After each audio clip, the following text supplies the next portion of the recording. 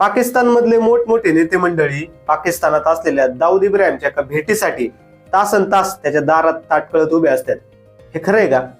शिवाय दाऊद इब्राहिम पाकिस्तानात कोणत्या परिस्थितीत राहतोय बघू आजच्या व्हिडिओमध्ये. नुकतंच एक पुस्तक वाचायला भेटलं होतं, डोंगरी ते दुबई.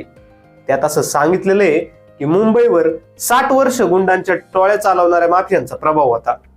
त्याच्यात हाजी मस्तान, करीम लाला, वरदराजन मुदलियार, छोटा राजन, अबू सालेम हे सगळे होते. पण ह्या सर्वांवर मात केली होती दाऊदने. या सर्वांची तपशीलवार माहिती काढून अभ्यासपूर्वक त्याच्यावर लिहिलेलं डोंगरी ते दुबई हे पुस्तक आहे. एक साधे शाळकरी पोरापासून टोळीच्या दादापर्यंत दाऊदची उत्क्रांती कशी होत गेली, पोलिसांचा उपयोग करून आपल्या प्रतिस्पर्ध्यांना त्यांनी कसं काय संपवलं आणि शेवटी तो मुंबई पोलिसांचा एकमेव सूरकरी कसा बनला, याचं वर्णन डोंगरी ते दुबई या पुस्तकात केलेले आहे. हे पुस्तक म्हणजे मुंबईतल्या गुन्हेगारीचा एक अधिकृत इतिहासच आहे. एका अत्यंत प्रामाणिक पोलीस हेड कॉन्स्टेबलचा मुलगा दाऊद यांनी पठाण टोळीला कसं संपवलं, पहिली सुपारी कशी दिली गेली, शेवटी मुंबई ते दुबई आणि तिथून दाऊद कसा पाकिस्तानात पळून गेला, हे सगळे किस्से डोंगरी ते दुबई या पुस्तकात आहेत. या पुस्तकातले किस्से आपण येणाऱ्या व्हिडिओमध्ये बघूच. पण आज दाऊद पाकिस्तानात कोणत्या परिस्थितीत राहतोय ते सुद्धा या पुस्तकात दिलेले आहे. तर आजच्या व्हिडिओमध्ये ते सांगतो. ताकद ही बंदुकीच्या नळीतून उगम पावत असते आणि अशी ताकद दाऊद बाळगून नव्हता, तर ती ताकद सगळीकडे अस्तित्व दाखवून देणारी असते, याचा तो स्वतः एक जिवंत पुरावा बनला होता. असा हा टोळीचा दादा ते डॉन शेवटी देशाबाहेर गेला, नंतर पाकिस्तानात कुठंतरी लपून राहू लागला. आजवर दाऊदने बांधलेल्या आपल्या सर्व घरांना त्याने व्हाईट हाऊस नाव दिलेलं होतं. 1994 पर्यंत त्याचं एक व्हाईट हाऊस दुबईमध्ये होतं, एक व्हाईट हाऊस लंडन मध्ये सुद्धा होतं. आणि 1994 नंतर त्याने दुबईमधून पाकिस्तानला म्हणजे कराचीला त्याचा मुक्काम हलवला. तिथं सुद्धा त्याचं एक घर होतं, जे की त्याचं ऑफिसच होतं. याच व्हाईट हाऊस मध्ये तो वेगवेगळ्या देशांशी व्यवहार करायचा, सौदेबाजी करायचा. तो ज्या व्यक्तींशी व्यवहार करायचा त्या नेहमी संशयास्पद असायच्या आणि बहुतेक देशातल्या काळ्या पैशात भर टाकणाऱ्या असायच्या. 1986 मध्ये दाऊदवर बऱ्याच केसेस पडल्यामुळं त्याने भारत देश सोडला आणि तो दुबईला पळून गेला होता. त्यानंतरच्या बऱ्याच वर्षात दाऊदने भारतात येण्याचे प्रयत्न केले होते. नाईलाजाने दुबईला गेल्यावर त्याने तिथं आपल्या भोवती भारत निर्माण करण्याचा प्रयत्न केला होता. म्हणजे काय, तो काय करायचा तर बॉलिवूडच्या नटनट्यांना दुबईमध्ये करमणुकीसाठी तिथं आणायचा. बरेचसे क्रिकेटर मंडळींना सुद्धा तो तिथं पार्टी द्यायचा, पार्टीला बोलवायचा. या बॉलिवूडवाल्या आणि क्रिकेटवाल्यांबरोबर त्याची नेहमीच विचार विनिमय चालायचा. पैशांच्या आणि दहशतीच्या जोरावर हा दुसऱ्यांना ऑर्डर देत असायचा. नंतर 1993 मध्ये जाऊन मुंबईमध्ये बॉम्बस्फोट घडवला गेला, तेव्हा दाऊदला सुद्धा आता कळून चुकलं होतं की आता आपल्या मायदेशात म्हणजे भारतात तो कधीच परतू शकणार नाही. कारण या बॉम्बस्फोटामध्ये असलेल्या आरोपींपैकी एक आरोपी म्हणून दाऊदचं सुद्धा नाव घेतलं गेलं होतं. त्यामुळे त्याला सुद्धा खात्री पटली होती की आता आपले भारतात जायचे काय दूर कायमचे कापले गेलेले आहेत. एकीकडे त्याला आपल्या मायभूमीची ओढ लागली होती, म्हणजे मुंबईची ओढ लागली होती. त्या उलट पाकिस्तान त्याला तिकडे खुणावून बोलत होतं. त्याला पाकिस्तानात आश्रय देण्याचं वचन दिलं गेलं होतं. एक नवीन नाव, नवीन ओळख, नवीन पासपोर्ट आणि नवीन आयुष्य, असं बरंच काही त्याला तिथे मिळणार होतं. पण या बदल्यात त्याला पाकिस्तानच्या हातातील बाहुलं बनून राहावं लागणार होतं.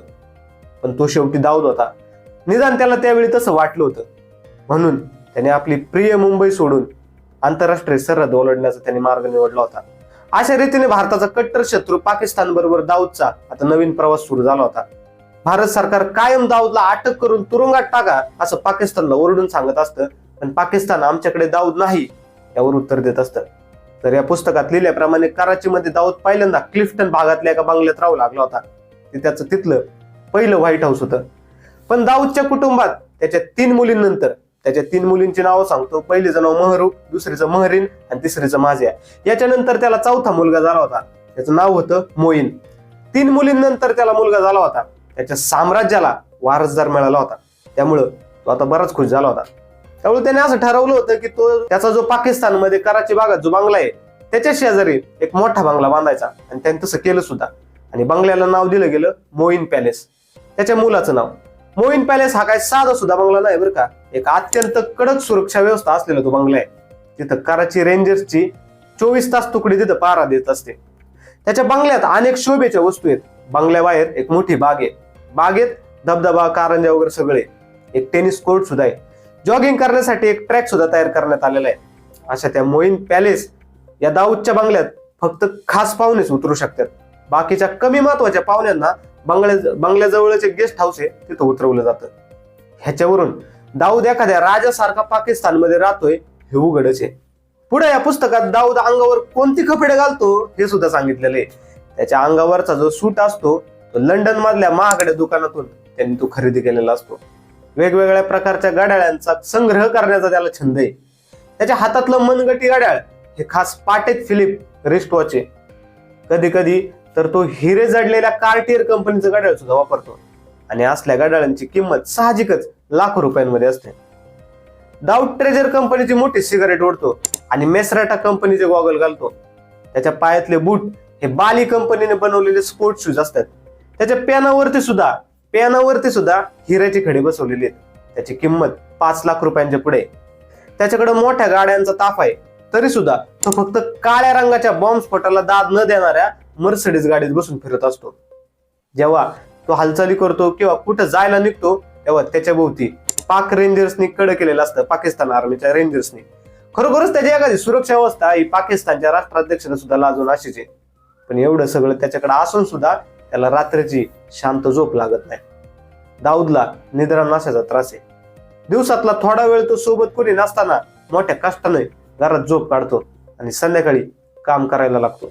तो नेहमी आपल्या पाकिस्तानी राजकारणी लोकांसाठी, सरकारी अधिकाऱ्यांसाठी आणि एका माजी पाकिस्तानच्या पंतप्रधानांसाठी मुजरा, नाचाचा करमणुकीचा कार्यक्रम असले सगळे कार्यक्रम तो ठेवत असतो. त्याच्या बंगल्यात पाकिस्तान प्रांताचे मुख्यमंत्री दाऊदच्या भेटीसाठी त्याच्या वेटिंग हॉलमध्ये तासन तास ताटकळत नंबर लावून बसलेले असतात. ज्यांना कोणाला त्याची काही तास वाट बघावी लागते ते थोडीशी त्याबाबत कुरकुर करत नाही, बाबा मी मुख्यमंत्री मला असं वाट बघायला लावलंय. कारण दाऊद बरोबर आपली एक भेट सुद्धा आपलं नशीब पालटू शकते अशी त्यांना खात्री असते. पाकिस्तानमध्ये वेगवेगळ्या ठिकाणी दाऊदने आपली प्रॉपर्टी जमा करून ठेवलेली आहे. खविया बाने शमशीर एरिया आणि कराचीतल्या हम रस्त्यावरील शामराह हे फेजल इथं त्याच्या बिल्डिंग आहेत. शिवाय लाहोरमध्ये मदिना मार्केट इथे एक त्याची बिल्डिंग आहे. पेशावर जवळच्या औरकाजाई इथं त्याचं एक घर आहे. पाकिस्तानच्या नटनट्यांकडे तर दाऊद जातीने लक्ष देतो असं या पुस्तकात सांगितलंय आणि त्यांचे नको तितके लाड करत असतो. दाऊद जरी पाकिस्तानात राहत असला तरी तो भारतातल्या आपल्या माणसांना कायम फोन करत असतो.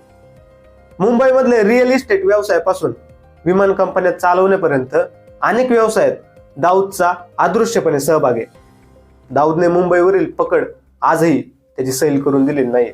मुंबईमध्ये त्याचे कितीतरी प्रोजेक्ट रिअल इस्टेट मधले चालू आहेत. आपल्या मुंबईमधल्या अनेक कंपन्या तो रिमोट कंट्रोलद्वारे पाकिस्तानात बसून हँडल करत असतो असं या पुस्तकात सांगितलेलं आहे. या पुस्तकात अजून एक सांगितलेलं आहे की भारतातले पोलीस अधिकारी, राजकारणी हे सुद्धा दाऊदच्या कॉन्टॅक्ट मध्ये आहेत. दाऊदच्या पर्सनॅलिटी बद्दल बोलायचं झालं तर दाऊदची उंची 5 फूट 11 इंच आहे. त्याची नजर ही बेधक असून त्याची पर्सनॅलिटी रुबाबदारी असं या पुस्तकात सांगितलंय आणि त्यांनी त्याची इमेज जपून ठेवलेली आहे. दाऊदचा जन्म 26 डिसेंबर 1955 झाला असल्यामुळे तो 57 वर्षाचा होता. 57 वर्षाचा म्हणजे हे पुस्तक 2012 साली आलं होतं तेव्हा त्याचं वय 57 होतं. आजच्या घडीला बघायला गेलं तर त्याचं वय 69 वर्षाचं आहे जर तो जिवंत असला तर. पण त्याची चेहरापट्टी आता फार बदलून गेलेली आहे. आपण जुन्या ज्या फोटोंमध्ये पाहतो त्यापेक्षा तो आता पूर्णपणे बदलून गेलेला आहे. त्याच्या डोक्यावरचे बरेच केस आता गळून पडलेले आहेत. पूर्वीसारखा तो आपल्या आता ओठांवर जाड मिशा सुद्धा ठेवत नाही, कारण त्याच्या वैशिष्ट्यपूर्ण मिशनमुळेच तो ओळखला जायचा आणि त्याला सारख्या दमख्या येऊ लागल्यामुळे त्याने त्याच्या मिशनमध्ये आणि चेहऱ्यामध्ये बराच बदल करून घेतलेला आहे. जवळचा पैसा आणि वय वाढल्यामुळे त्याची कंबर सुद्धा आता वाढलेली आहे. त्याचं पोट सुद्धा आता सुटलेलं आहे हे लगेच कळून येतं. दाऊदकडे किती पैसा असेल याचा अंदाज ह्या गोष्टीवरून येतो की 2000 साली पाकिस्तानच्या सेंट्रल बँकेला आर्थिक संकटातून दाऊदने वाचवलं होतं. याच्यावरून दाऊदचा आर्थिक व्याप किंवा त्याचा जो पसारा किती अब्ज रुपयांचा असू शकतो याचा अंदाज येऊ शकतो. दाऊदचा व्यापार जगातल्या कानाकोपऱ्यात पसरलेला आहे. प्रत्येक देशात त्याचे काय ना काहीतरी इल्लीगल धंदे चालूच असतात. कराचीमध्ये दाऊद इब्राहिम हा एक अनभिषिक्त राजा आहे. तिथले उद्योग, स्टॉक मार्केट, स्थावर मालमत्ता हे सगळे व्यवहार दाऊदच्या कंपनी मार्फत रोज होतात आणि त्याच्यावर कंट्रोल सुद्धा हा दाऊदच करतो. पाकिस्तानचा एक्स क्रिकेटर जावेद मियादाद हा उच्च त्याच्या निकटवर्तीयांपैकी समजला जातो. त्याने जावेद मियादादचा मुलगा जुनेद याच्याशी आपली मुलगी महरूख हिचं लग्न लावून दिलेलं आहे. बरं, दाऊद हा पाकिस्तानमध्ये 13 वेगवेगळ्या नावांनी ओळखला जातो. त्यातलं एक नाव म्हणजे शेख दाऊद हसन या नावाने पाकिस्तानमध्ये तो जास्त करून ओळखला जातो. काही जण त्याला डेव्हिड किंवा भाई सुद्धा म्हणतात. आपल्या मुंबईमध्ये सुद्धा त्याचे अनेक बिझनेस आहेत. असं म्हणतात की एकट्या मुंबईमध्ये त्याच्या व्यवसायाची उलाढाल अब्जावधी रुपयांमध्ये असते. पुस्तकात असं सांगितलंय की दाऊद हा असा माणूस आहे की तो त्याच्या कॉम्पिटिशन मध्ये असलेल्यांशी अत्यंत निष्ठुरपणे वागतो, पण तोच दाऊद आपल्याशी निष्ठा राखणाऱ्यांशी उदारपणे वागतो. आपल्या स्वतःच्या टोळीतल्या अधिकाऱ्यांशी, बाकीच्या टोळ्यांच्या दादांशी, दहशतवाद्यांशी, पाकिस्तान मधल्या उच्च अधिकाऱ्यांशी आणि ISI शी कसे संबंध ठेवायचे हे त्याला चांगलंच माहिती आहे. सगळ्यांना माहिती आहे की दाऊद हा फरारी आणि गुन्हेगार आहे, पण तरीही भारताच्या कायद्याच्या कचाटीतून तो कायम बाहेर राहत आलेला आहे. त्याला सुद्धा माहिती आहे की जर तो भारतात आला तर त्याच्या पैशाच्या जोरावर उभी राहिलेली साम्राज्य धडाधड कोसळतील आणि त्याची अनेक वाईट कामं उजेडात येतील. त्याच्या अनेक भानगडींवर प्रकाश पडेल असं त्याला वाटतं. सध्या दाऊदकडे इतकी प्रॉपर्टी जमा झालेली आहे की त्यामुळे तो आता कायम पाकिस्तानला चिटकून राहणार आहे, एवढं मात्र खरं. दुबई ते डोंगरी ह्या पुस्तकामध्ये दाऊद बद्दलचे अनेक किस्से, येणाऱ्या पुढच्या व्हिडिओमध्ये एक एक किस्से आपण ह्या व्हिडिओच्या माध्यमातून बघू. तोपर्यंत हा व्हिडिओ कसा वाटला मला खाली कमेंट करून नक्की सांगा. व्हिडिओ जर आवडला असेल तर व्हिडिओला लाईक, शेअर आणि चॅनलला सबस्क्राईब नक्की करा, कारण तुमच्या एका सबस्क्राईबमुळे आपला हा चॅनल ग्रो व्हायला खूप मदत होणार आहे. सो प्लीज चॅनलला सबस्क्राईब करा. आता डायरेक्ट पुढच्या व्हिडिओमध्ये, तोपर्यंत तुमच्या जवळच्यांची प्लीज काळजी घ्या. थँक्यू सो मच, तुम्ही हा व्हिडिओ इथपर्यंत बघितला. थँक्यू.